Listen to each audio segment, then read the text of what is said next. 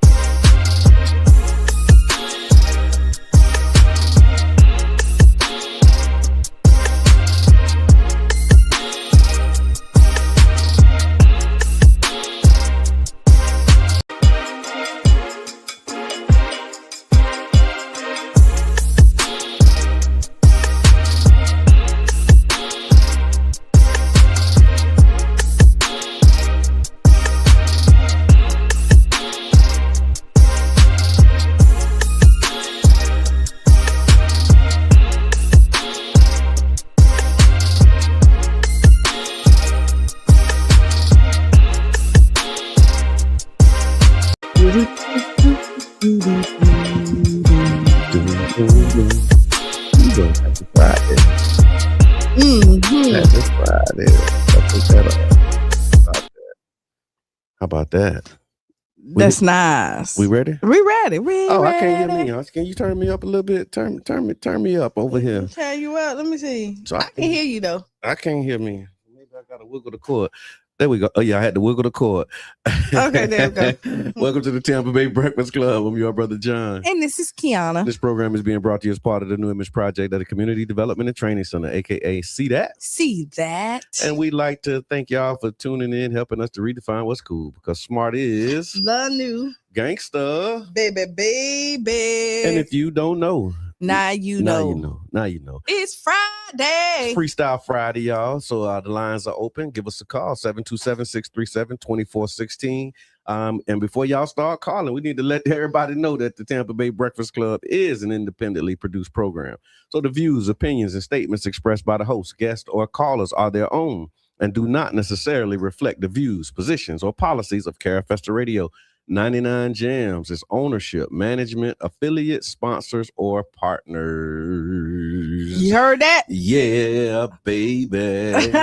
You heard it?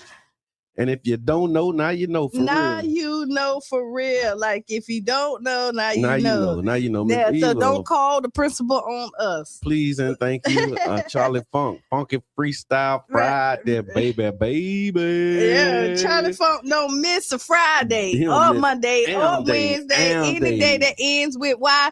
Charlie Funk is there. Locked and loaded, baby. Locked and loaded. And we do have some other really good, faithful, locked in, loaded. Yes, and we appreciate every single one of y'all. We really do. And let me tell you who else we appreciate. Everybody who inbox us, text us, and give us topics and things that they want to talk about. Thank y'all for that. Thank you for that too, because we do this for y'all. That's right. And caller, introduce yourself. You on there? It's Freestyle Friday. It's what Charlie Funk with no E, and you know I'm never gonna miss a funky Freestyle Friday or Wednesday or Motivation Monday, because I'm a bird boy through and through, Bayfront baby, and I love y'all to death, but y'all keep bringing it. You feel me? That's right. Appreciate you. Thank you for the love. Charlie with no E, baby. You know what? He always remind me. You know who he always remind me of, like Andre 3000. Okay. Like just kind of his swag and stuff. 3000 is my dude, right? Right. So when I put him on the Collard Green Festival stage, right? Yeah. And he's always such like a Yeah, just a vibe. Yeah, just a vibe. Like, you know, vibe. Like, so yeah. Absolutely. All right, so while we good morning, Tiff. Well, we got a second here, Freestyle Friday. So we want to make sure that you all know you can join your neighbors, Childs Park Neighborhood Clean Up and Connect. It's a hands-on opportunity to take pride in your community. I guess this is Earth Week, and Earth Day was Wednesday. Earth Week is continuing. And so y'all come on out. We're doing a cleanup. The cleanup is not just about litter. It's about ownership, responsibility, and care. When neighbors show up together, we create safer, healthier, and more welcoming spaces for everyone. All of the supplies will be provided. All ages are welcome, and you can bring a neighbor, bring them to Childs Park, to the Recreation Center tomorrow from 9 a.m. to 11 a.m. And we'll be doing a neighborhood cleanup. And then after that, if you want to slide over to the youth farm, they're also doing a Earth Day event. I think it might be like their 6th or 7th year. Always full of joy. You can expect a sound bath, secondhand market, arts and games, and sourdough bread workshop, live music, and more. So yeah, y'all pull up at the youth farm. Bath. Yeah, the sound bath is amazing. So yeah, pull up to the youth farm. So speaking of youth and youth farm, what are we teaching our young people? Who's teaching the young people? It depends. And what are we teaching them? It depends on where they. Yeah. Because some of this is horrible. Some of these lessons that they're learning. Who's teaching them, and what are they teaching them? Because and this was actually prompted by a few things. Okay, right? Go ahead. So I was just wondering, right? So I was doing laundry. And I was wondering, who's teaching the young people how to wash clothes? Do you remember when you learned how to wash clothes? You remember, just knew how to do it? I think I just watched my grandma and my mom. Like, you know, once were you a certain age when they was like, okay, it's on you now? I can't remember. I remember it was on me. No. I think it might have been 8th grade, 7th grade, maybe 7th grade, maybe 6th grade. It might have been 6th grade. It was like, all right, you know what to do. It's on you. No. Yeah. I never had that. Like, it's on you. No, it was on me. Not until I got to an age that I wanted to, like, once I got grown and I wanted to be on me. I mean, because I grew up washing stuff out. So it was always like kind of, you know, if you need to wash something out, wash out some socks or something, I was doing that. But then at a certain point, it was like, okay, you got it from here. Yeah. So who's doing that though? Who's teaching the children to make up? Who's teaching them to make up the bed when you get out of it? Somebody needs to. Yeah, how to wash out the tub. Some households do. But some parents just take care of all the responsibility. That's what I'm saying. Like, okay, so we had to clean. I never remember like us like having to like wash our own clothes. Like we need clothes, my mama washed it, and then my grandma. I remember we had a clothesline too, so I had my to grandma wash them and hang them up on the clothesline. I done did clothes hanging because you know I think it was cool. Like, let me help you. Okay. But like there was always somebody that actually like growing up and that actually did all of that. Took care of that, yeah. They took care of all of that for you. Okay. But like it's so simple. It's little small things. Like when you get out the tub. Even if you spray it down. Yeah. Just spray it. If you don't do nothing else. Yeah, just spray it down. Yeah. Who teaching that? People with clean houses. People with clean houses. Because there are some people with clean houses is teaching that. Yeah. Oh yeah. And then I guess it's the modeling it. So if you seeing somebody do it, then you more likely and just think if you're a clean person, you like, we ain't leaving that there. What you doing? Because see, like my mama, and she'll say, like, she was just talking about the story. It's like she didn't wash dishes one night. Okay. And they used to rotate 5 girls in the house. Right? Okay. So yeah, you got it a night. And she didn't do it. And, I remember when my sister rotated. And she didn't do it. My granddaddy woke her up and made her do it. And then she had to wash dishes for a whole year. Oh, not the week, not a month. My granddaddy did not play. For a whole year? He said, until I get tired, and it was a whole year. Oh my God. You be saying, man, we had to go to the wash house since elementary. Yeah, I remember going little, but then at a certain point it was like, it's on me to do it on my own. Yeah, no, it was like, never. I remember going together And then I remember when we got a washing machine, we didn't have a dryer. That's when we was washing and then hanging them out on so that was originally you had yeah. the washing machine, no dryer, you hung them up. Yeah. And my clothes got stolen from like I remember my wife got her clothes got stolen story. It was a bodysuit, right? And so it was off the clothesline. Off the clothesline. Yeah, so it was a bodysuit with shorts, right? Mhm. It was like a burgundy color. Yeah. And like flowers. So this is 90s, huh? Yeah, very 90s. Very 90s. Sounds like some 90s attire. Right. And I was used to be in dance groups and you thought you was doing it with your little bodysuit. Boop, boop. Yeah. Go out there, it's gone. Okay. Pinky them down the street. Okay. Stole it. You know who had it. Oh yeah, they walked down there with it all one day. Pinky them down the street. You saw your clothes. That sounds like a common story. My wife said she know one of the neighbors that took her clothes and saw them in her stuff too. Yeah. Wow. Interesting. So yeah, just wanted to lift that up, y'all. So children, they always learning, even when we're not teaching. So make sure that you're modeling the behavior in addition to giving advice. And I think we need to make sure that we're teaching them the basics, the fundamentals. Phone numbers. You should have at least 2 phone numbers, 2-3 phone numbers. Yeah, you should. And your address.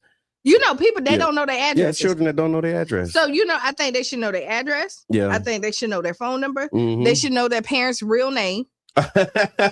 They should know their real name, right? Yeah. They should know their parents' real name. And I know in our family we have the safe houses, and I think I've told you before is that if you get locked out or something happened, the closest house that you go run to. Right. And so, and then you go through this route with them and show them like, okay, Auntie Mita house is a safe house. Mm-hmm. Nate house is a safe house, and everywhere in these neighborhoods. And then that happened like you had to go to the safe house. Like locked out and didn't know, and but somebody was there for him. So it was so that's something that we do. Community. Wow. Yeah. I love it.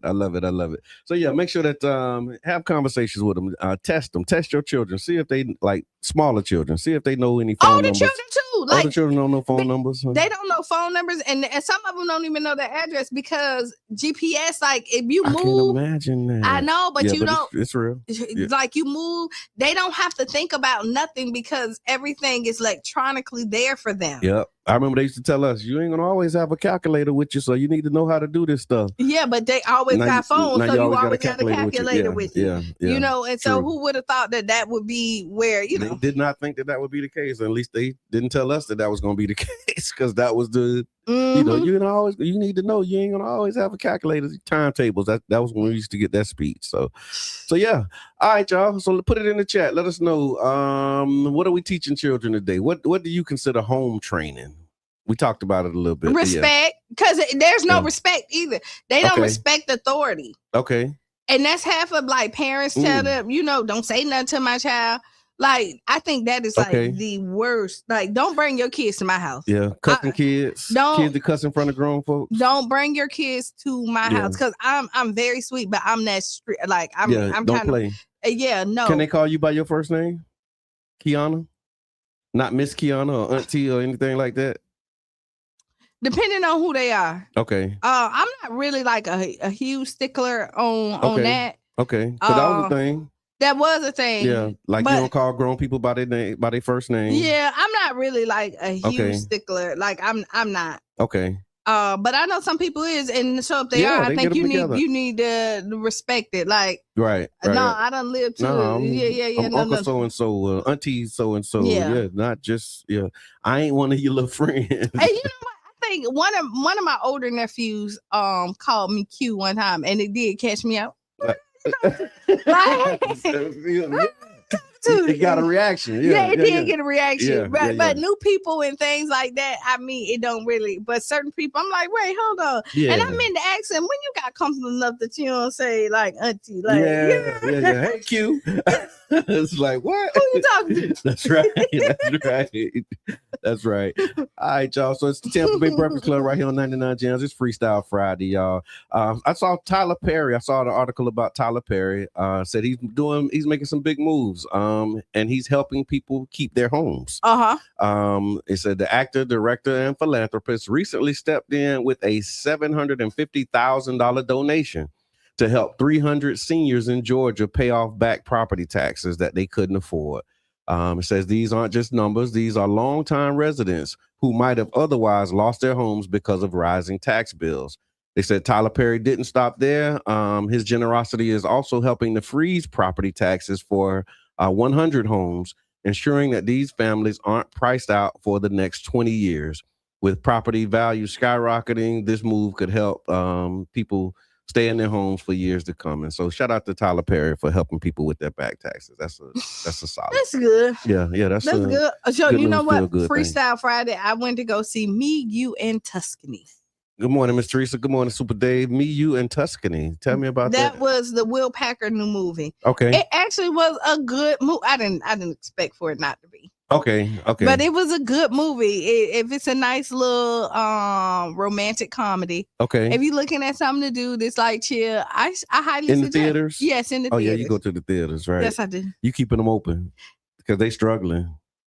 I'm with DL Hughley. What's that? That like it's the high prices for like the popcorn, the soda, like the reason why, because people still go to them. But you know what? I go to the movies.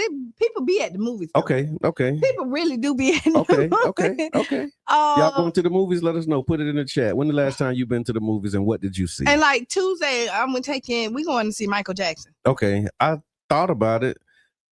I have to. So when I see the ads, it's just like it's hard for me to get inspired to go see it. So I get, you got to go see it, and then after you look at him long enough, then he become Michael Jackson. Yeah. Because as I look at the ads, I'm like, that ain't Michael Jackson. We know that. But I mean, with Jamie Foxx and Ray Charles, you didn't know that. Like you knew it, but you ain't know it. It wasn't like apparent. Yeah. Like you had to remember, oh yeah, that's Jamie Foxx because he was like Ray. Yeah. And like Malcolm X. Denzel Washington was Malcolm X. So when I see the Michael Jackson, I'm like, maybe that, like, maybe because it's Michael. Maybe I don't know, but like you know how it is. Like so Angela Bassett, she was Tina Turner. She was like you couldn't even tell that she wasn't Tina Turner. Like you had to remind yourself, like, oh, that's right, that's Angela Bassett as Tina Turner, but. Because she became Tina Turner. Yeah, she became. But you want me to tell you, with those actors and stuff who become the character so much, it's hard for them to get away from it sometimes. Yeah. But you're talking about Denzel Washington, Angela Bassett, Jamie Foxx, who are like superstars of superstars. So they're not tight cast where they stuck. Because you see, like Urkel. Urkel, he's stuck. And it don't matter what he plays, do and not be Urkel. Right. Yeah. Even though he's not Urkel anymore at all. And he hates, you know what I mean? But he did a really good job as Urkel. I still watch Family Matters. And I'm always like, that boy did his thing. Like, but he can't get out of it. He played Urkel, boy. Carlton. Yeah, Carlton is Carlton. Like that, you can't never get him away, so. Yeah, true. JJ. JJ from Good Times. He always JJ. Right. Yeah. Typecast is what they call it. They were, who almost got stuck like that, but end up getting away from it. Idris Elba. Yes. And which role? The Wire. Okay. Yeah. The Wire was really big, and he was the big time drug dealer. But then he ended up getting killed on that. And he wasn't Barksdale. He was the other one. What was his? I can't think his name, but he walked away from it. But he almost was there. Yeah. True that. So headlines, got some headline news for you. So one of the headlines I saw was that there's a U.S. soldier accused of betting on Maduro's capture. Remember when they went to Venezuela and took the president out of there?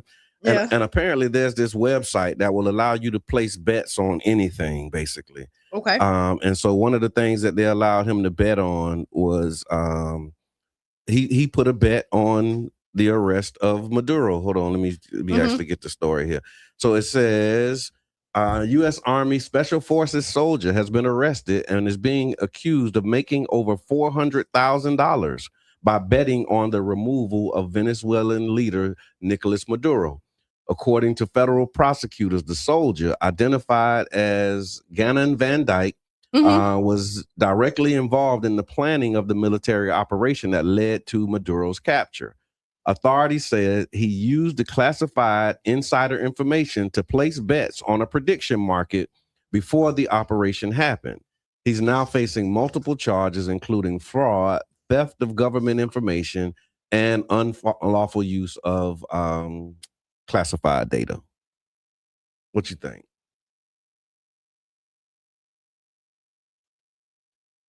There you go. That's what I think. Okay, I hear that. Like I'm so sick of them playing in our faces. Yeah. Like you have so much to worry about, right? Mm-hmm.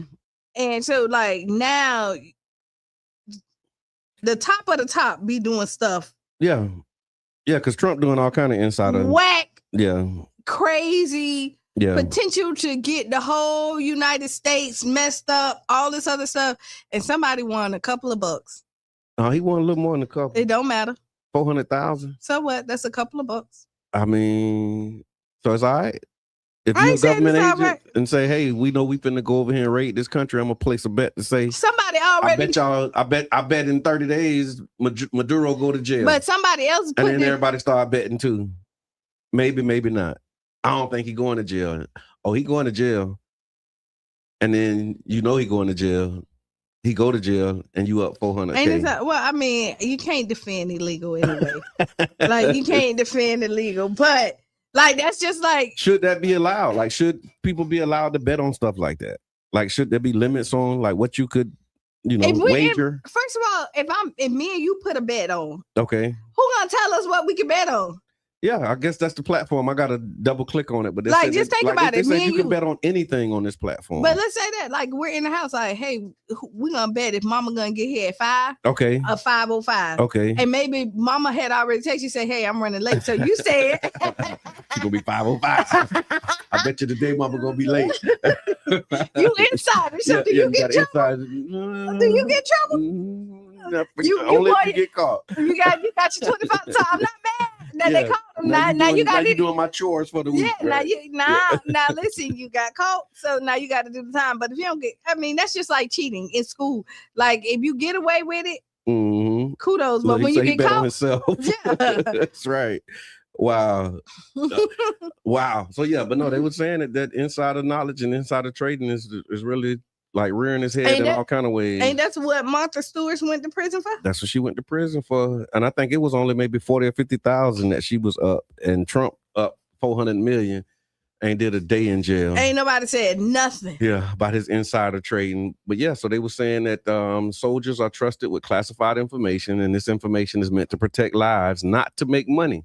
So using it for profit is considered a major breach of national security and trust. I agree, but I think what happens is they get mad when somebody else beat them to the corrupt punch. You know what I mean? Like with somebody like, dang, why we didn't think about that? Okay. And they probably did and got away with it. He got 400,000. They got 400 million. Oh yeah, because you know what I mean? Win. Yeah. So yeah. So if he was able to cash out 400K, how much? Imagine how much they really made. Like he really made on this. Like I don't. Yeah. Call us Freestyle Friday. What's on your mind? So my freestyle is Miss D, the job coach. What up, Hey, Coach D. Today is the day. Y'all know what day it is? Friday. Freestyle Friday. It's the day that I'm moving to St. Pete. Woo-hoo! All right, congratulations. Welcome to the Berg. The movers come at 9:30, and I am not ready. That sounds like move day. Yeah. Moving is always tough. Listen. Yeah. I'll see y'all. I probably will be on the streets by Monday or so. That's what's up. This is a mess. But anyway, so that's the announcement. Miss D, the job coach, will be moving to the Berg. Right on. Congratulations. Thank you so much. Can't wait to see you out here. Yeah, cause in these St. Pete streets. Yeah, because she stay far up there in like Clearwater, Largo area. Yeah. But she back to the Berg. So yeah, let us know. We was talking about this soldier. If you're just tuning in, we were talking about this U.S. soldier who was accused of insider trading. And the question that we have is, do you think that this is just one bad actor, or is it a sign of a bigger problem that we see when it comes to insider access? You think that's you think he's just a single player, or is it just kind of like a? It's something that happens. So it's something that happens. You want to hope that it doesn't, right? But sometimes it's a good thing and a bad thing. Like, good. So here we go. If I know my homie's about to get fired, okay, and I'm probably gonna like, yo, put your 2 weeks in. Get on out there. Yeah. Like move or make it count. That's a little different than placing a bet. I mean, it's still insider information. I bet you ain't gonna be here in 2 weeks. How much you got on it? No, but I'm just saying it's still insider information that you use for somebody else to benefit from it. Yeah, that's what UB said. So it was like this guy who bet that someone would run on the field, and he bet that somebody would, and he did. Yeah. He was the one who ran on the field. There you go. Okay, so he was betting on himself. But I got to check out this platform just to see what some of these bets are. We'll talk about it next week. It's probably crazy because people just probably bet on whatever they think. Like, yeah. Oh yeah, no, it's all kind of. I did see it. I saw like there was it's a whole market out there, with people placing wagers. You know, and you know what? In this climate where people are really struggling, Mm-hmm. there's a lot of bets going on because people trying to get that extra money, to pay some bills, be able to live the lifestyle that they used to live or want to live, and because they're not making ends meet, people got to be creative. Yeah, insider information. You're right. Insider information is what makes a good bet. And so, speaking of insider information, federal charges have been filed against the Southern Poverty Law Center. Yeah. So here's what happened. A federal grand jury has charged the Southern Poverty Law Center with wire fraud and making false statements, according to the U.S. Department of Justice. The indictment alleges that the organization misrepresented certain activities and financial matters in a way that violated the federal law. This is a developing case, and like all indictments, these allegations have not yet been proven in court. So the Southern Poverty Law Center has long been known for tracking hate groups, civil rights advocacy, legal work on discrimination case. So this situation is actually raising eyebrows about their public reputation. What the charges are, they said that they were using communication systems to deceive, also making false statements, allegedly providing inaccurate or misleading information. The actual charge is that they were paying members of the KKK and other white supremacist groups. And they said that they were paying their leadership because apparently, this is the connection to insider information, is that they so they were they were paying the leadership. What do y'all think they said? What do you think? What you think? Yeah. Like the Southern Poverty Law Center tracks hate groups. One of the hate groups that they have listed is the KKK, and they're paying people who are members of the KKK allegedly for insider information so that they can know what's going on in the KKK. What you thinking? They playing in our face. Yeah. I just really do like this is so when did we if y'all doing insider, when have we seen where you took anybody down?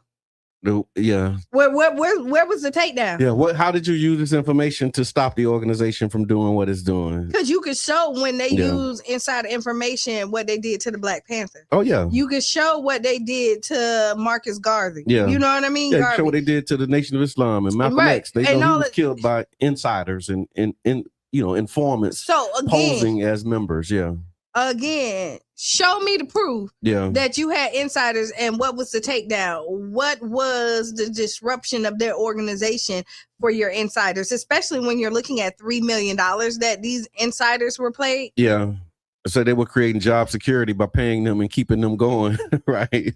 If you have no enemy, then you have no budget and you don't have donors. And then I seen the clip from The Hill, and the black lady from The Hill, which is so crazy, was like, everybody have informants. Like, okay. Oh, like, good. I was like, if we drink some Kool-Aid and just like, I just don't like. Wow.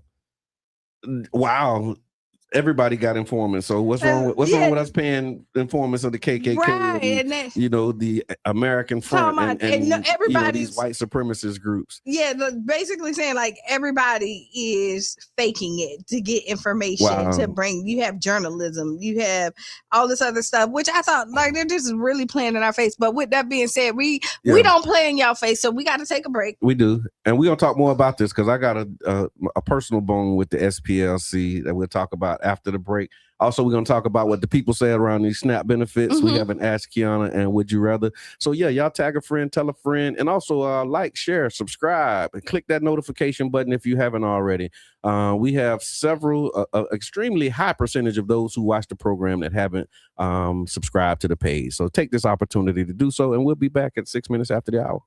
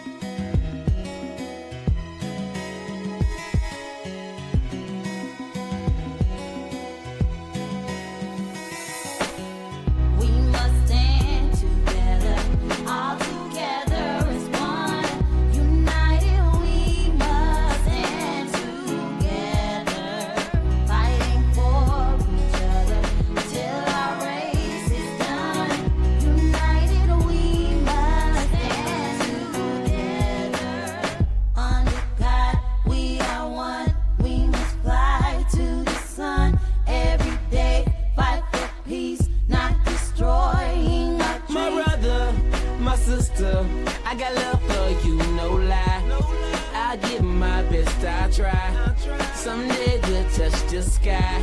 You're an angel. Look up, baby. Wipe all your tears away.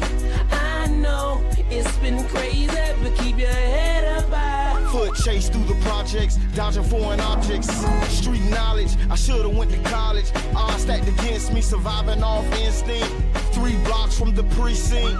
Lil' homie caught a case, others lost family members. Product of his environment, projects produce violence in the middle of the streets, cause that's how we eat. Just a rap about the trap don't mean I ain't about peace. We must stand together, all together as one. United we must stand together, fighting for each other till our race is done. United we must stand together. Under God we are one. We must fly to the sun every day, fight for peace, not destroying our dreams. Peace in the streets, love to my brothers, love to my sisters. We all need each other. Children need their mothers and they need their dads. Taking a life that don't make you bad. The fact that you do that is so sad. Pocket watching, plotting on another man's cash. Pick up a book instead of picking up a gun. Increase your knowledge and that'll increase your funds. If everyone succeeds, then crime would decrease and people would live instead of resting in peace. Unity, that's what we need. Stand up and be a positive force in the community. We are one, we must fly to the sun every day, fight for peace, not destroying our dreams. We must stand together, Must stand all together together as one. as one people. United we must United stand we shall rise. fighting for You fight for me till our race is done. till we see God. United we must United we will rise. Clap with me. Under Clap. God, we Clap, are one. yes, sir. We must Clap. fly to the Clap. sun. G beat on the track, Every man, and I day, mean this is from the peace, heart. not destroying Back and our forth to dreams. prison, cause my position in the ghetto is wishing my dreams was in my hand, man, instead of so distant. Violent crimes on my record, showing judges I'm reckless. Guess they think I'm rich and young, like Young and the Restless. Every time I see a young brother rich in peace, got to be the only time when I watch TV. Cause the struggling and suffering is all I see. Besides muscling and hustling at war with heat, I point the finger at the devil, boy, for taking my peace. Cause the only way to live is to take to the streets. But they rate me as a villain for the killing and dealing. For what? My last resort to make me a living. I don't give a damn, tell them so what? I'm gonna survive even if they threaten me with life. The arms of poverty held tight, making life a fight. But in the sky, we got to unite. Keep your head in the sky. We must stand together, all together as one. United we must stand together, fighting for each other till our race is done. United we must stand together. Under God we are one. We must fly to the sun every day, fight for peace, not destroying our dreams. We must stand together, all together as one. United we must stand together. The flames have been encroaching towards homes in and around the town of Otsuchi, with hundreds of firefighters working through the night to try to protect properties. Looks like we can do it. Oh, We can do it. We can do it. welcome back. To the Tampa Bay Breakfast Club. I'm your brother John. And this is Qiana. And this program is being brought to you as part of the New Image Project at the Community Development and Training Center, aka See That. See that? And we like to thank y'all for tuning in, helping us to redefine what's cool, because smart is The new gangster. baby. And if you don't know, Now you know. Now you know. Now you know. Now you know. We also want you to know that this is an independently produced program. So the views, opinions, and statements expressed by hosts, guests, or callers are their own and do not necessarily reflect the views, positions, or policies of Carefesta Radio, 99 Jams, its ownership, management, affiliate sponsors, or partners. Would you rather, Q? Would you rather? Okay, hold on, because I want to say it right. Would you Okay. rather show up to the May cookout with no food, Okay. or bring something and nobody touches all day? Show up with no food Uh-huh. or bring something nobody touches all day. Yes. Hold on. Oh no. So I'm probably. So do you? Because they're gonna talk about you regardless. I'd rather for them to talk about me for not bringing nothing than talking about me for something that. Okay, so they you ain't don't wanna bring touch. nothing. Now everybody looking at look what he putting on this plate. He ain't even Oh, bring he nothing. loading up the plate because Nah. Somebody. look, he the first one in line. Yeah, somebody go fix John plate. He is not finna take. He don't never bring nothing. He don't bring nothing. No, somebody go fix his plate because he is not taking all that extra stuff home with him. Do I want to be that one? Do I want to be that one? Show up with no food or not, or bring something that I can't see at all. Like I really can't. nobody touches. They talk about you too. When you bring something that they don't like, Yeah, I always yeah. bring this. They know nobody don't eat this. John know nobody don't eat that. Why? He always bring that old nasty. He Whatever. know nobody don't eat raisins in their potato salad. Why do he bring the potato salad with the raisins? Okay. So, Nurse Miko say, I ain't bringing nothing. Okay, and then you be saying, bring something that nobody touches. Okay, so at least you trying. Is that what it is?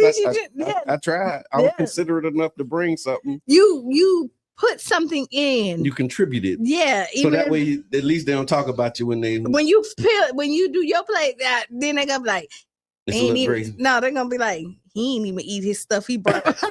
Oh, I know something about. Look, I got a story on that. That's so real. That's real.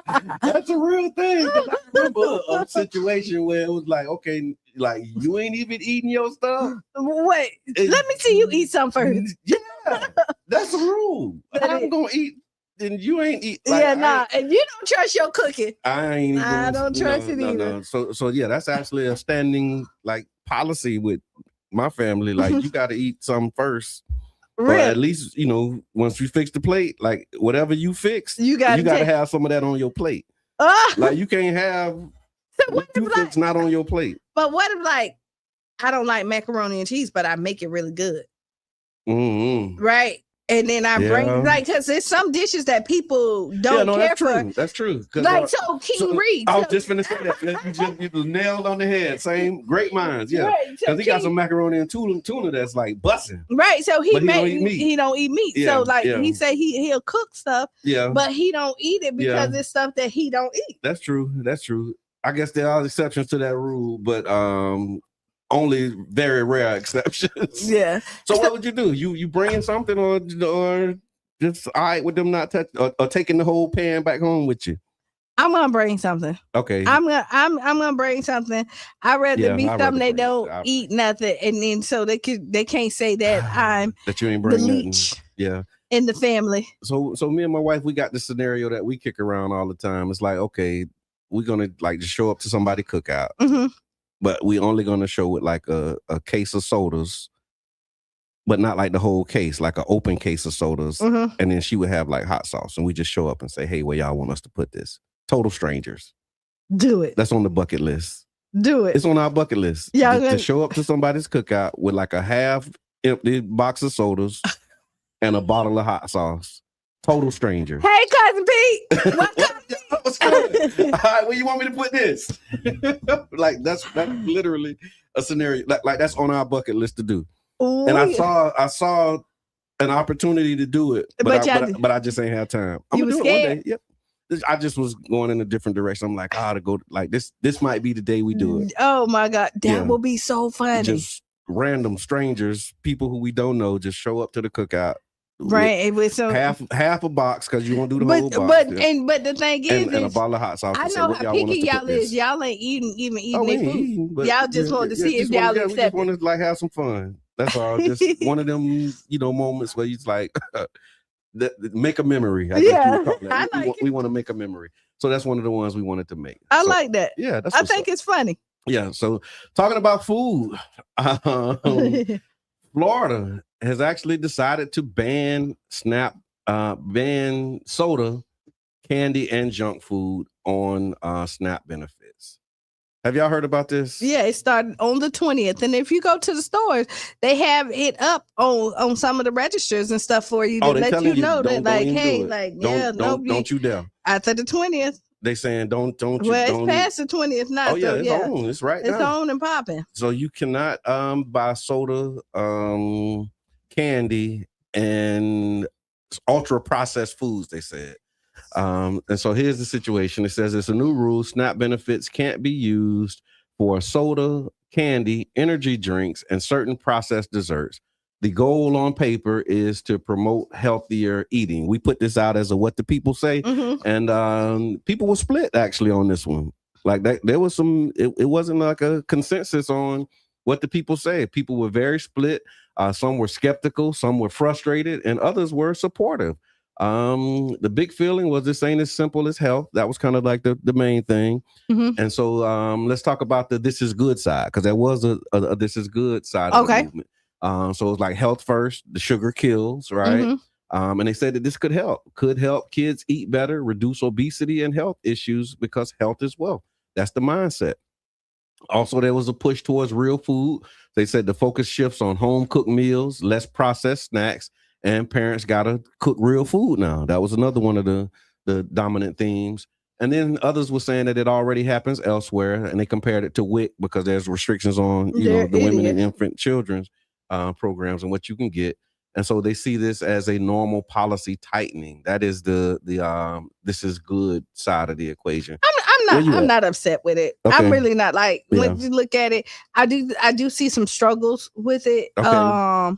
And just thinking of the make of these households and things like that, to force somebody to do home cooked meals. Ideally, you would want somebody to do that. But like, if you're trying to make ends meet, you got multiple children in the house, you're working 2 jobs that's barely getting you minimum wage. Okay. You know what I mean? When do you have time to cook? And then what happens is you end up having the children doing that. And so, I mean, there's a lot of what if scenarios that's in there, but I'm okay with you taking out the soda and because kids, there need to be some restrictions and stuff like that for the kids. I don't think it's, I mean, the candy, the sodas, it's crazy that, like, because you how can I say it? I don't even know where to start with this. Like, you shouldn't do it anyway, right? But you shouldn't. But then now you got somebody telling you that you can't do it. I think it's gonna find do it more. I think it's gonna find its way back on there. Yeah, the company's gonna do it. Yeah. I think once the soda company start complaining, that's what I said. The candy company start complaining, because then they'll be like, "Nah, we were just playing." Because the convenience stores, just think about that. Yeah. What all they have is processed food in there for them people to really go and grab. So the dollar store's finna go out of business then. Like when you're looking at it, that's all you have in there. Yeah, you don't have real meat. You don't have, things that you can really kind of. Well, ain't some stuff that you can cook, and you got some.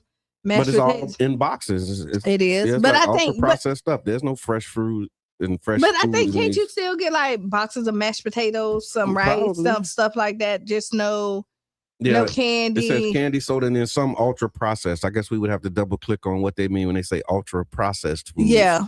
Because that's the other piece of it. And so that was the so no more birthday cakes probably. Yeah. You can't buy no more because people usually buy their birthday cakes with the food stamp. Oh my God. No more birthday cakes. No cupcakes. No cookies, none of that. Oh, they tripping. Yeah, and I wonder if you can still buy sugar. You're right. Like if you can buy sugar. I mean, that's something that you need to cook with. But that's like the biggest drug on the market. Right. But then I think like you can't get stuff that bake cakes, and I don't think you can get them. Because I remember they got the lady, they locked the one lady up for she was turning a profit. But it don't matter. She didn't have the right attorney. Okay, that's it. They could have got through with that. Yeah. So that was its good side. Then there's the second side of this was the control side. This control and punishment. They said they were targeting poor people. Why regulate what low income people eat? But not for everyone else. So regulating what low income people eat, but not regulating what everybody else eat. That's one of them my money, my rules. It is kind of like like, I mean, Carla, introduce yourself, and then I'll say. Yeah, we're talking about the Florida ban on candy, soda, and junk food. How y'all doing? You know who it is. Yo, man. The one and only. Nah, I ain't really tripping about them buying the sugary foods, but I think they should allow you to buy hot food because let's just say you get food stamps and you homeless. Where you supposed to cook it at? That's right. No, that's right. That's right.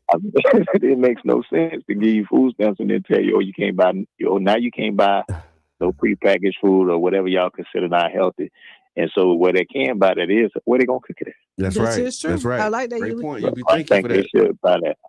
Thank you for that. I like that idea too. So since we're making changes, let's make that change let's too. Make that change because it's true. I remember my wife and I doing a good deed. I think we had an event, and when you had the stuff left over from the event, you take it and you give it to somebody who's unhoused. And when we gave it to the brother, he was like, "I appreciate it, but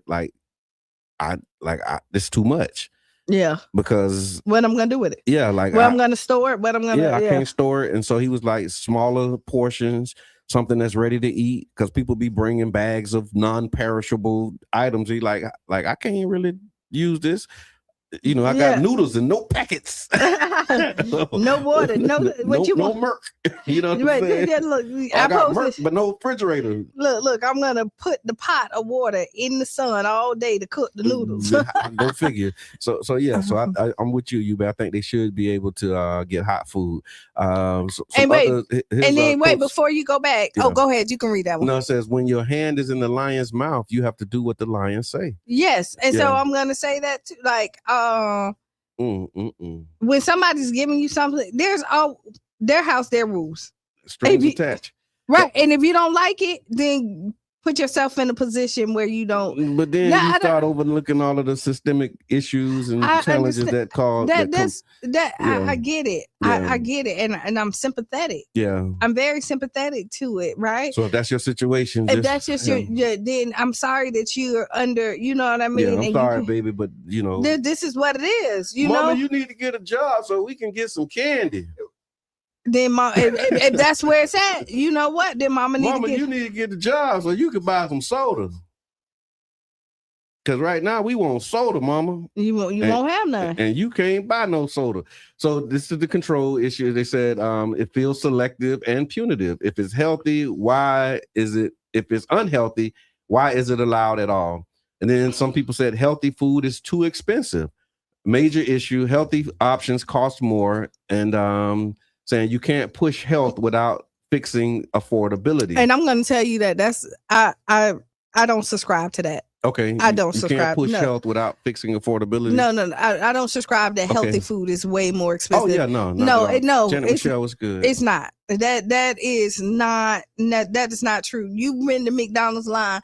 You don't walk out of there without $10, $15 on a meal that's no, and it's not healthy. You could go buy a thing of salad for $5. Okay. Tomato, the thing, $3.96 because I buy it all the time. Okay. No, the bigger one, maybe $5. I'll get that one too. I know exactly. You get some tomatoes, some cucumbers, whatever you want to put on your salad, and it'll last you a longer time, right? Yeah, true. You could go to the store. You could go get you a thing of salmon. Yeah. Okay. Right. You could go get you salmon ain't cheap though. Yeah, but it ain't. You go and it's 3 of y'all in the house. Okay. And you go buy 3 meals at McDonald's. It's gonna cost you more. Yeah. It's gonna cost you more. Yeah. Thank you, Miss Eva. She's co-signing and agreeing. She said healthy food is not too expensive. Going to the doctor and buying prescription drugs is expensive. Yes, I agree with you. Like it is more expensive to fill a prescription every month than it is to get that bag of salad, put some tomatoes together. Yeah. And if you know how to cook and like make your meal stretch, because a lot of times people overeat, they cook too much and then they end up throwing away things like, things that the household don't eat. So like portion sizes matter. Yeah. But you could go out when you start looking at what you spend on fast food and bad junk food. A bag of chips is $2.49. Okay. Yeah. This is a small bag. And so yeah, because I see the big bags is like $5 and some change. So instead of getting that big bag, you get the bag of salad. Some of that salad mix, or you get you a healthier chip option. Okay. You know, they got veggie chips, they got something else, or you make your own. Like, I mean, I when I see that kind of stuff, that's a part of that ultra processed in my mind, right? But you don't have to. You got vegan chips, okay? It's still a chip, it's still processed, it's still made in the lab, but you just didn't put meat in it or didn't put animal products, but you still like. But then it's still a concoction. Well, then don't eat the concoction. Yeah. Okay. No. If that's not your thing, don't eat it. Don't do it. You ain't have to do it. You ain't got to do it. So again, what the people said, we're talking about the Florida the Florida ban on soda, candy, and junk food. Some people said that it's a bigger system problem that they're ignoring, concerns like low wages, housing, healthcare, and they're focusing on the wrong things, they said. Then there was a middle ground. Some said that they liked the idea, but and the but included health matters, but it needs to come with lower food prices, better access, and education. They said it feels like a restriction and not support. And then the system regulating people's behavior is another one of the things that people had a problem with. So do you think it's about health or it's about control? Both. Okay. I think it's both. Okay. You know, I do think if you're healthy, like if you're not as sluggish, you're out doing more stuff. Okay. You know that if you eat bad, you get tired quick. You know, your health is typically not in the best, and you eat better, you feel better, you have more energy. Right. And I do think it's a control thing too, because ideally they don't want you to be on food stamps forever if you don't have to be. Yeah, I mean, you shouldn't want to be. Yeah, unless you're in that, like, unless you're disabled. Yeah. Right. And there's something, you have a disability and things like that. Yeah. Where like, you know that you will never be able to work a job. This is how you supply. No, what you're saying, it just made me think about this article where I saw it wasn't like an article, it was just like, you know how they do the memes with the stories on it, but it was one of those that said that this woman was kicked off her housing because she got a job. And so when she got a job, I think maybe like immediately or a few months after she got the job, because her income increased. Right. She couldn't. They kicked her off housing, but they kicked her off housing before she got like 2 paychecks. So like you ain't even got ain't got your first couple checks yet from this new job, and they saying see you later. And the system is messed up like that, because it should. So if you have food stamps, right, they tell you like, okay, you get it for this lump, and once you get money, let us know. So, you know, it becomes fraud. I don't necessarily agree with that. Okay. So, like, if you approve me for the 6 months, it's the 6 months. Yeah. Let me go do what I like. Let me put myself, give me them six. Let me run it, do. Yeah. And then if I get a job amongst in month 3, let me let me get the month 3. Yeah. Let me still get those, because I'm still behind. Right. And then and let me do what I need to do to put myself in a better situation so that I don't have to go back through this line again. Right. That's I right. mean, some people do that, and then some people don't, right? No, that's right. And I'm with you, Yubi. If there are not enough jobs, or the jobs aren't paying enough, how do you make up the deficit? Yeah. How do you close that gap? And that's what the food stamps and SNAP benefits are for a lot of people, is like it's a gap. You fill in the gap. Here's another question that came up. Who should be accountable? So when the enforcement starts, because, you know, if they start coming down on people, do you think it should be the individuals or the buyers or the sellers? Who should the enforcement actions target? It all depends. Yeah. I mean, if they have to target somebody, who do you think that I mean, you know who they're going to target, right? They're going to target the buyers, but it should be the the sellers know what they can sell. Yeah, no, because you know what? It's the sellers. Okay. Because if they sell anything, if they sell alcohol to somebody under 21, they're responsible. They're responsible. So it's up to you. And when you go through the WIC line, they're gonna say, "Hey, no, that's not a WIC approved." But they already have, because the system tell it, and like or they charge it. Like the system charge it. Oh yeah, we in the future. So you know when you go through and you look at, you think it's gonna be free. Because automatically you scan that WIC. I know I haven't had WIC in a long time, but it used to be you would scan the little WIC remember card. The little WIC checks. Right. No, they had checks. Yeah, the little check. And then they'll scan it or do whatever and mark off everything. We had so much juicy juice. I just bought some juicy juice. So good juicy juice. I never spent a dime for juicy juice. I can't stand juicy juice. We had so much juicy juice. Oh, man, it was ridiculous. But yeah, but you gotta cut juicy juice too. That stuff is like that should not be on the list. Juicy juice should not be an approved product. It is all natural. Man, no sugar added. You gotta cut it because it's so natural. You gotta put some water with that stuff, man. You talking about a toothache. So what y'all think? Do you think they're gonna target the buyers or the sellers in this thing? They should target the sellers. Okay. But it's probably gonna. Yeah. Okay. And so and another piece that came up too was like, instead of arguing about what people can't buy, let's talk about some of the things that will actually help people and make it better, right? And so some of the real solutions with what the people were saying was you got to make healthy food available. So like you can put caps or subsidized prices on fresh fruits and vegetables.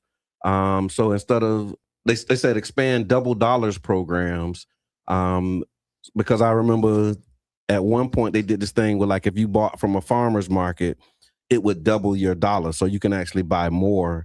So you get like 2 for 1 if you buying healthy food options. So you can buy more healthy food. So now that $1 is $2 if you buying apples or oranges or something like that. For somebody who buys a lot of fruit. Yeah. It's still cheaper. Okay. Than the potato chips that you're buying. And you get full of fat. And so like bananas right now, depending on where you go, Publix is like 72 cents, 79 cents a pound.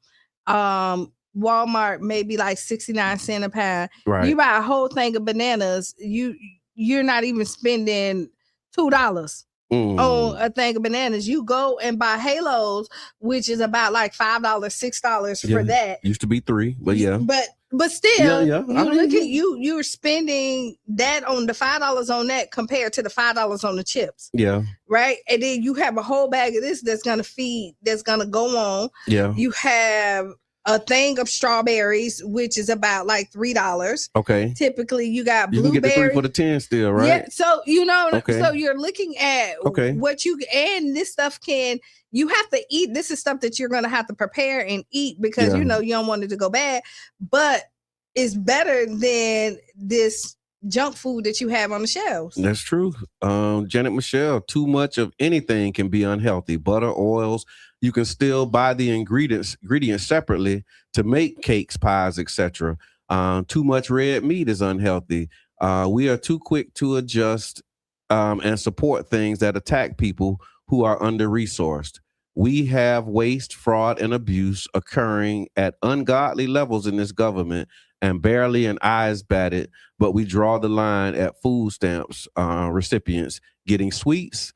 It's still not solving the problem of what our FDA allows and we consume.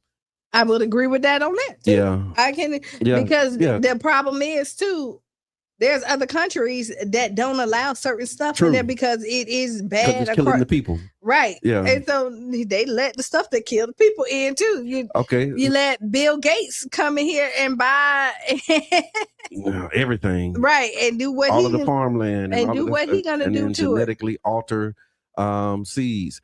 So Charlie Funk, but yes, it's way cheaper to buy and store food. Yes, it goes bad, but that's part of the budget of time and money. You don't have to over purchase the food either. And then Q was saying, not Q. UB was saying not exactly Q, because healthy food doesn't last that long. I would say it doesn't, but that's how you know it's healthy, right? Because it actually go bad, right? Yeah. If you buy bread right now, I had bread. It don't go bad. And I threw it away. Let me tell you, it scared me. The bread do not go bad. It scared me. I had some bread and it didn't go bad. And I was like, how? What? How, Sway? What is wrong with this bread? You're right. Like, it's supposed to be bad by now. What a mold? Yeah. I want to see the mold. I want to no, it's that's supposed scary. To be bad by now. That's true. Right. No, don't save my bread. Leslie was good. He said, especially the big brand names. FDA been allowing them to kill us forever. And have right. I'd rather Food and Drug Administration. Why you put food and drugs under the same administration? I don't know. This is crazy. Because your food should be your medicine. It right? really should be. Yeah. And so, if you haven't got, Sister Naira gifted me the book. Yes. Eat to How to Eat to Live? How to Eat to Live. Book 1 and 2. Yeah. So, That's part of the culture. Oh my God. So I'm finna start reading it. Oh yeah. And it's a quick read. Yeah, it is. And it seems like it's pretty simple. Oh, it's so much in that book. Yeah. So I'm ready to look How at to it. Eat to Live. Oh, congratulations. That's a good one. Yeah, that's like a our staple. That's almost like, Matthew, Mark, Luke, and John. You gotta have that one on your shelf. If you don't have How to Eat to Live, book 1 and 2 on your shelf, then you don't know. You don't really. And see, that's you ain't like really that. as woke as you think you might. You're not that woke. If you never read How to Eat to Live from God in Person by Elijah Muhammad, then you ain't as woke as you think you are. Okay, but no, I got it. Yeah. So I guess I'm getting it. So welcome to the club, my sister. So some of the other real solutions are that increase SNAP benefits for healthy items. That's what we talked about earlier. Fix food deserts was another part of the conversation. Invest in grocery stores. I shout out to One Community Grocery Co-op, OCGC.coop. Grocery stores in underserved areas, mobile markets, food trucks with fresh food, and then support local Black-owned businesses as well. And you know what? I think what we really need is some culinary arts. Oh yeah, people to come in and show you how to cook this stuff and That's how right. to be creative with these meals and what to do, because you find that they feel when you the salad's so boring, but there's so much that you can do. You can add some strawberries, you can add this. And there's things that you can do to kind of spice stuff up. Yeah. It's a way to make stuff sweet with natural sweetener. You have your honeys and Ms. things Eva, like she that. makes some dressing, some vegan dressing. Like she did it at one of the presentations at the rec center where she was showing how you can make your own dressing that's healthy and it don't have all of the processed stuff in it too. So yeah, and I do agree with like teaching how to make these healthy meals, because I've seen a lot of former vegetarians. So I used to be vegetarian, and when you talk to people about why they're no longer vegetarians, they're saying just because it was boring. Like you run out of options, or you can't. You can only do certain. And that's the crazy part, is because there's way more vegetables out here than there is meat. You would think it is, but again, you don't know what to do with them. Yeah. So you don't know. That's true. Like, and then if you think about your variety of meals, like do you like cook a bunch of different meals from week to week, or do you kind of have like a steady? I try to be creative. Okay. I try to be creative, but I'm not always like, I might do stuffed salmon. I might do salmon different ways a couple of times, do chicken a couple of different ways, because you can. But like when you look at, you got your basic meat and you surround everything around there. When you're looking at like your vegetables and how many there is out there, once you learn how to cook them and pair them up and find things that you like, you can probably get some really good meals out there. But shout out to Yes Chef. Yes Chef was doing that too. I just thought about it. Marcus Clark. Oh yeah, he was doing that. Really teaching people. Yeah, Ray with Ray's Vegan Soul. Yeah, he was teaching people how to really do that. We had actually partnered with USF a while back and had them come to Child's Park, and we were using the kitchen to show how you can make a healthy meal for a family of 4 for like under $10. This was 10 years ago, but Mr. Gregory. Yeah. Mr. Gregory. And I would love to. Can you make a healthy meal for a family of 4 for $20? Yes. For real? Yeah, you could. You really what would you put on that plate? How you do that? Do some beans. Okay. Some rice. Okay. Some wild rice. Okay. Or some brown rice. Okay. Right there, which is those two. So you got your starch and your beans is like your protein or your legumes. Because like let's say you do like what's your vegetable with that? Some broccoli or something? You can do some broccoli. Yeah. You could do broccoli, cauliflower, even though cauliflower. How much all these meals costing y'all? Y'all spending a lot of money on groceries these days? Talk to me. What y'all doing and how you don't have to. And again, like big families usually buy like in bulks, like go to Sam's Club or something like that. But now you might need to go and not like do a weekly. Okay. Ms. Eva said she learned a lot about food prepping from Ray's Vegan Soul. Oh, that's what's up. That's amazing. So yeah, y'all keep your eyes open though, man. We really at a time where you got to get creative. I hear that. Leslie says, I get creative. I don't eat any other meats, but do eat seafood. I'm a pescatarian. Yeah, I got familiar with that lifestyle through the nation. Yeah. My first fast in, I want to say 1998. we did like 30 days of pescatarian, so it was like no land animals is the way we described it, and so it was just like seafood within reason, like no shellfish and all of that stuff. But yeah, I experienced that, and I did that for a while. I did pescatarian. I was a vegetarian for probably about a year and a half, maybe 2 years, and then relapsed. Yeah. I've never been like a pescatarian. I never did where it's just seafood. I'm not a huge seafood eater, but I've now learned how to appreciate it a lot more. So LA say, so we not doing pots of spaghetti no more? Them big pots? People do. Yeah. You want a true story? Yeah. I've never cooked spaghetti a day in my life. Really? Never. On purpose? I don't know if it's on purpose or not on purpose. I just never did a pot of spaghetti. I've never cooked. I do lasagna. I cook a lot of meal. Like okay. I just never cook. And see, my wife used to cook all the time when we had a house full of children. But now, since it's just us, like we don't do that too much. Trevor said, spending about $250 to $280 on groceries at Publix for a family of 5. Wow, that's a lot of money. And you got to do it. So I hit Publix up a lot. Thursdays their sale come out, right? So you got to buy one get ones for free. They got buy 2 get 2 for free. They their specials every week. Every Thursday they get the new BOGOs, and then I compare and look at it. Okay. And see what else I can get somewhere cheaper. Sprouts is not that's a week, $250, $280 a week. I can believe it. Because you could go in there with one meal. I done spent like $40, $60 just trying to get stuff together. Miss Mindy says, yes, groceries are expensive. I don't understand why fish is so expensive. Everything is like through the roof. Miss Eva, she says, I go to Aldi's a lot and I do BOGOs from Publix. You can get some good stuff from Aldi's too. Yeah. Good morning, Sharonda. We appreciate you for tapping in.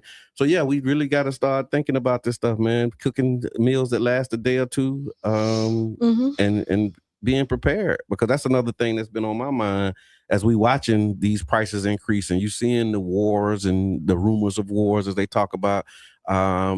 If the grocery store is shut down, and people really are you ready for like if the grocery store shut down today? How much food do you have? Would you be able to make it for how long? I'll be all right. You'll be all right? No, and let me tell you, 2 weeks? If it shut down, I'll be all right because I got family. Okay. You know what I mean? Like I got family. Yeah. So if I'm out, my mama like answer I can that go question. Put it in the chat. Let me know, y'all. If the grocery store shut down today and you couldn't go to the grocery, if they said as of 8:39 this morning, all of the grocery stores are shut down, how long could you last? Like without having to go to the store, how much food do you have in your house that you wouldn't have to go shop? You know what I would like to do, and we talked about it. And my brother did it. He lives in St. Augustine. Like he bought his own cow. Okay. Like he did. No, he went and bought a baby cow. And I think I was researching cows. It was like maybe 1,500. It ain't a lot for a cow. For a whole, and once you do it, and then you get, and then once they cut it all up, and he portioned out some stuff. Like we was trying to get the oxtails, but Mom got all the oxtails. Oh my God. I never really care for oxtails. Don't take my black card. I mean, do you? Oxtails type of. Do you? Yeah. But just think if you and your kids chip in, because you have your household and then your 2 daughters' household, the 2 older girls' household. Y'all chip in that, and then $1,500 at the end. Y'all have a healthy cow that y'all know that ain't got none of the processing, none of the hormones and nothing like that, because it's grass fed, good. Yeah. And y'all go ahead and split that up. That's y'all meat for the whole year. Where you keep a cow though? You don't keep the cow. No, somebody does it for you. Like the cow's at your house. No, like you have a farm. No. So this is how it goes. I just started growing plants and no. Getting the whole cow. I feed the cow today. No, you don't do it. You buy it, and then a farmer who does this, raise your cow, like you pay for it, like the $1,500. They feed it, do whatever, they grow it, and that's their money, right? To make sure that you got a healthy cow. Shout out to Sawab, man, brother Sawab and Zam Farms and them brothers, man. They actually got some cows, and they doing their thing for real. We was getting chickens. Yeah, I hear that. All right, so again, stay woke, y'all, and stay healthy. Make sure that you got enough food. And what I'm seeing in the chat, Trevor said they say about a month, but then I will start shopping in the ocean. Okay, Okay. there you have it. Okay, see, you could definitely. I got fishing poles. I got fishing poles. I got nets at my house, and you got guns, right? and I do. I got the three. I got all three. Y'all think I'm playing, boy? You think okay? You could just go to the lake. Okay, And Qiana. you get to the lake, and they gonna be like, "Hey, what lake?" I got Debo. I got some beach. You come with your pole. What pole? Let me get that. Like, be ready. Yeah, you gotta. Yeah, but there's some things we need to be ready for real. Yeah. So speaking of being ready for something, we'll talk about this real quick. So AI, right? AI and job security, is it an opportunity or a threat to the workforce? This is the topic, right? And so AI is definitely something that people are concerned about in different ways. And so it ain't coming. It's already here. Artificial intelligence is changing how work gets done. So the question is AI coming to take your job, or are you getting ready to use it? So put it in the chat. Do you think the job that you have right now, could you be replaced by AI in your current job? I couldn't be replaced now with my AI job. Okay. I couldn't. But I do use AI for my job. Okay. So, but it's a tool. It's a tool for me to use. But it couldn't eventually replace you. No, what I do, it cannot be replaced by AI. Okay. And I don't see. I mean, it could be because shoot, you drive cars with nobody in there. I wouldn't dare, but I seen but it. People getting cars without nobody, no drivers. Yeah. With no drivers. So I guess people would trust their people. Like I work with people with disabilities, so. Okay. Would people then trust their loved ones with robot? Yeah. Oh my God. What was Judy? What was her name? Oh yeah, the little girl. The one on you talking about Megan. Yeah. I'm talking about on the Jetson. What was the robot, the nanny? Rosie. Yeah. Would you trust your loved ones with Rosie? I mean, how far in the future you got to be to get the Rosie? And I don't see my like for everybody to have a Rosie. I think they got some Rosies. They like $25,000. No, if you want to trust your children with a Rosie, yeah, you're a bad parent. You're bad. You're horrible. But look, we already giving them pills. That was on the Jetsons. Do you remember you took a pill for everything? That was how the Jetsons operated. They was speaking that. But anyway, so they said, quick reality check. AI is already being used in customer service jobs. So and I hate chatbots and automation. Yep. Healthcare. So they're doing diagnostics and admin work. They are. Content creation, marketing, and data analysis. And so some jobs are being reduced and others are being created. So it's not just about disappearing. It's about the jobs changing. So are you ready for the change? You ready? I guess. I mean, either you get on this ship or you're getting left behind. Okay. And they said this is hitting a lot of people who are in the middle. Folks who have been doing their job for 10, 15, 20 years are now being told you need some new skills, right? You got to learn something. And that's stuff that a good life is made of anyway. Right. And so is it... And I done had so many jobs. Okay. Everything, like I'm telling you, everything I thought I wanted to do, I just applied for it. Like when I say my array of jobs that I've had, I ran restaurants. I done been a server. I done been girl 6. I done been okay. Hey, I probably got that. I mean, when I say I saw a robot bring some food. I was at a place and the robot brought the food out. And buttermilk. Yeah, they got robots bringing the food out. I went there, did that. I don't like the experience because there is still a server there that still wants to get tipped, but the robot is doing like self-checkout. If I checked out, then I don't do, and that's y'all know I don't do self-checkout most of the time because you don't pay me for that. You don't give me a discount for that, and then you harass me. I hear that. So have you taken any time to understand how AI works? Are you ignoring this? So we're talking about AI, family. Caller, you on there as Freestyle Friday. Is it an opportunity or a threat to the workforce? Good morning. It's opportunity. This Sharonda Davis. It's definitely opportunity. It's just you got to know how to talk to it, how to work it.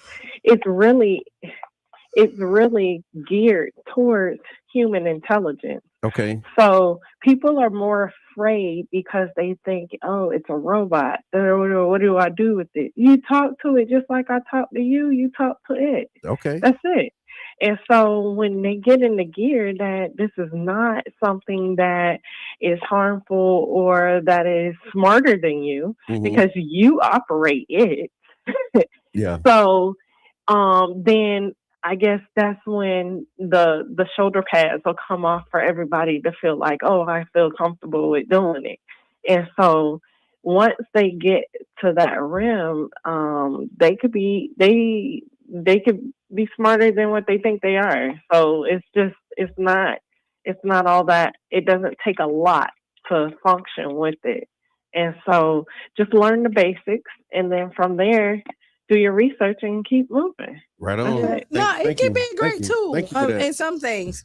And they done saved a lot of people jobs too. Some people, no, it has. They done made some people look real smart. Yeah, that's true. But it done made some people look real smart. Yeah, but don't ask them to read it. Oh yeah, no. Don't ask them. So Wildwood Heights says AI can't replace us unless we refuse to adapt. It's a tool we have to learn to use. Shawty Soprano, a robot and a rose. A robot and a rose. Wow.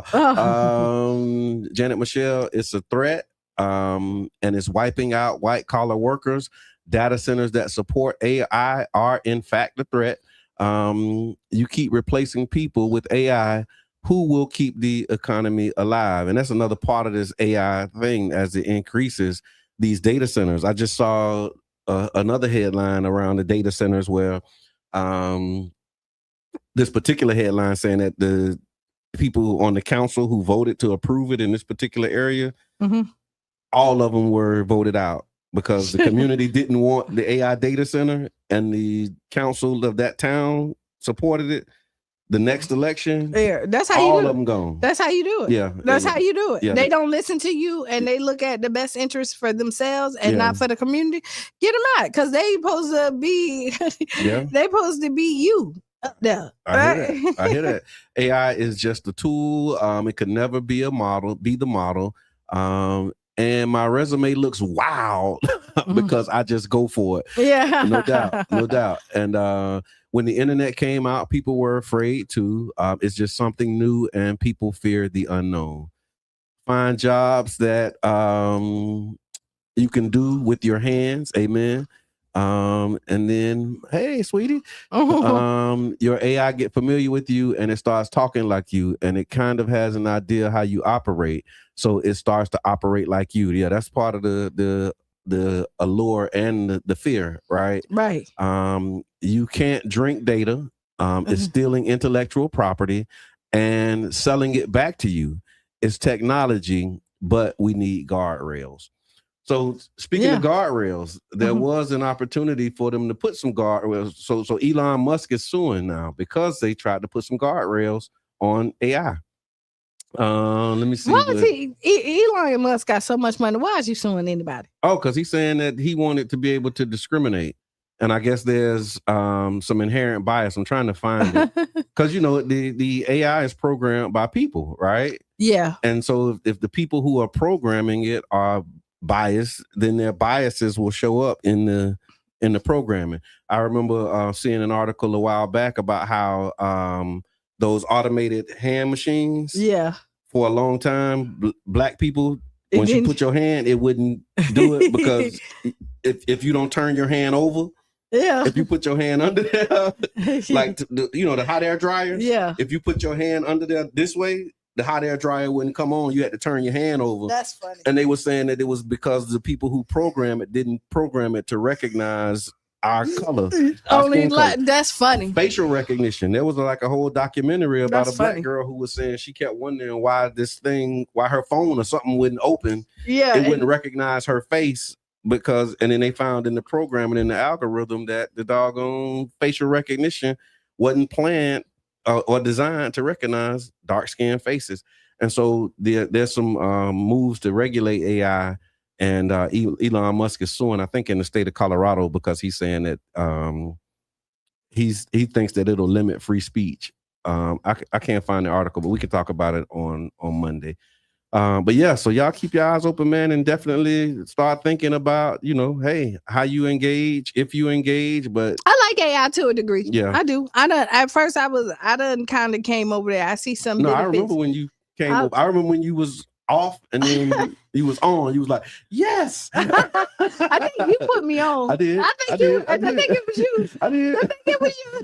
I gave you because it's like I put my daughter on too. Like because my daughter was the same way. Like I ain't messing with that. I don't. And I was like, hey, try that question that you asking me. Yeah. Ask AI. And it was like, whoa. And then listen, wow. and then I done put other people on too. And This made my life so much easier.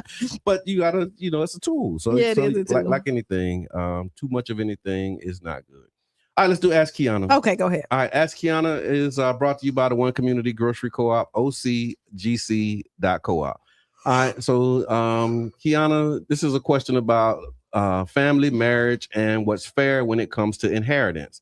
Let's say a mother passes away. She's married, had 3 biological children, and her husband had 3 children of his own, not hers biological. Now, when it comes to her money and assets, my question, should everything be split between her husband and all 6 children as one family, or should it be split between her husband and the 3 biological children only? That's her question. Like, I mean, that's up to the mama. How because listen, the last part of it says, does marriage make everyone equal in that situation, or does bloodline still matter? No and no. Okay. Because like some people cut their bloodline off because they didn't treat them right. That's why they leave it to the cat. No, they do. Like, I don't think blood makes you family either. Yeah. Right. And even though he had 3 children, and if she treated them 3 children like they were hers, and they was raised in the same household, y'all had the same thing, then she probably gonna leave something to all 6 of her children. Yeah. Right. Yeah. What y'all think? If there's an inheritance, you got 6 children, 3 biological, 3 not biological. When it's time to split, do you split it with the bio only, or do you split it with all 6? The one thing is, when you die, you ain't got to hear about it. So how would you want it to be? You get, because that's what we've been having conversations. So we just talked about what to do with Big Mama's house. Shout out to Narab and PCAR, and just the amazing work that Tamisha Darling is doing with the panels and the discussions and having these conversations around, what to do with Big Mama's house was one of the topics. And it was talking about inheritance. And so you're right. Like we need to have these conversations before it's time to have the conversation. It just all depends. So it's the make of the family, right? Yeah. And the tightness of it, and where you stand. Because I have a friend who goddaughter is basically like his daughter. The father was killed before she was even born. Yeah. And like she's in every one of his wills. She get just as much as his 2 biological children. So I see it in the chat. They're saying it's the mother's choice, and hopefully she has a will and a trust. And that's the question, right? So if the mother passes and she doesn't have a will, it goes. What is the thing to do? The husband is their next to kin. Yeah. So if he's saying, I got 6 children, we gonna split it among all 6. Yeah. That's what happened, because the husband becomes the next of kin if she doesn't have her stuff in order. Yeah. All right, let's see. It's not about equality or entitlement. It's about the person's last wishes with their assets or belongings. Receive that. Kiwi Love, what up, girl? I agree with Q. If she didn't get a chance to put it in the will before she passed, whoever is in charge should do what they think she would want. Yeah. And so that's the conversation that you have beforehand. If she split it among all of them, or just give it to mine. Get your affairs in order, because when people die, it's a lot of controversy. It's a lot of stuff that goes on. Like I know somebody else who died. Their husband say, I'm leaving this money for you. Don't give me a big funeral. Don't do this. Dude did like gave real strict instruction exactly what he wanted. And he only said it to his wife, and she was like, "Write it down, because I want nothing about your family." And he said, and she said, "I don't care. I done told you what my wishes is. I'm not doing all of that for them. You my next of kin, and this is what it is. I'm telling you what it is." And you know, and then people dispute that, right? So this is Wildwood Heights. I'm more inclined to leave property to my blood children and have them split money with step siblings, and so they get it, and then it's up to them to, say okay. And see, I'm a stepchild, right? Yeah, I got, but my dad don't have. Well, yes, he does. He has, but and I'm telling you, so me. Look, me. Yeah. He passed away, and I ain't in the will. Oh, we got some problems. We got some. But this me. We got some problems. Sir. Wow. Oh, I'm going to wake him up. So we're saying this right now on air. Sir. We need to get this in order. Sir, what were you thinking? Yeah. Like, I mean, for real. God bless the child. But with that being said, but I will tell you that is that like in my parents, me and my brother is on all D's of all properties. Okay. You know what I mean? So there's nothing that they have that won't go to me and my brother. Okay. You know what I mean? Okay. That's been set up for years. Yeah. Like that. Well, that's another part of these are conversations, and it's in the chat real big about, wills and trust. And so, and we are at that age, y'all, like for real, where if you haven't started thinking about that leave behind, that legacy and those conversations, like we need to really start having those. And I'm a little spoiled. I think I should be in everybody's will. Okay. Right on. All right, in the time we got left, we want to let y'all know it's a lot happening this week. A lot of upcoming events, and if you got something that's coming up, please share it. Put it in the chat. Let us know. Did he say you got a problem with the dead man? What is? I can't see it. I didn't see it. You be there. I can't really see. So let's do this real quick in the time that we got left. So we want to let y'all know, of course, the Black Money Movement is continuing the mission to make each other rich on purpose. There's a cash mob tomorrow, 12 o'clock at Forever Wings. That's 1440 49th Street, and that's in the Fusion 49th District. 1440 49th Street, Forever Wings at 12 p.m. For the cash mob. Again, we told y'all about the Earth Day cleanup, so if y'all can come out, join us at Childs Park at 9 a.m. There'll be a cleanup, a community cleanup in recognition and in honor of Earth Day. And then also, don't miss the 4th annual Tampa Bay Chalk Festival. It's happening May 2nd on the Deuces, 10 a.m. to 4 p.m., featuring live sidewalk art, an environmental theme, and activities for the whole family. So mark your calendars and make sure you pull up and stay connected, because when we show up together, we all win. Candidates, if you're running for office and you want to reach the heart of St. Pete, this is where you can do it. For underwriting information, rates, and to lock in your spot, you can give us a message, hit us in our inbox, or you can hit the contact button at 99jamstheberg.com. We got 1 minute. I'm going to tell everybody, and it's going to be official post. So the listening room has been postponed to May 17th. So I do apologize. Thank you for everybody who bought tickets. We appreciate it. I'm going to send out an email and see if y'all can change the date if you want your money back. With it due to Qiana performance schedule, unfortunately, she was supposed to be here, but it has been moved up, so she has to leave this week. Okay, gotcha. And won't be back until like the 11th. Okay. And so with that being she got to work. It's outside of this work. She's obligated other places as well, and so she has to leave. Okay. Unfortunately. And so we got to push it back, but it's still worth the wait. Yeah. Absolutely. It's still worth the wait. So absolutely. So stay tuned for Sister Hughes. Make you lose your shoes and shout all around the house. This has been the Tampa Bay Breakfast Club. I'm your brother John. This is Qiana. And we out. Bing, bing. Bing.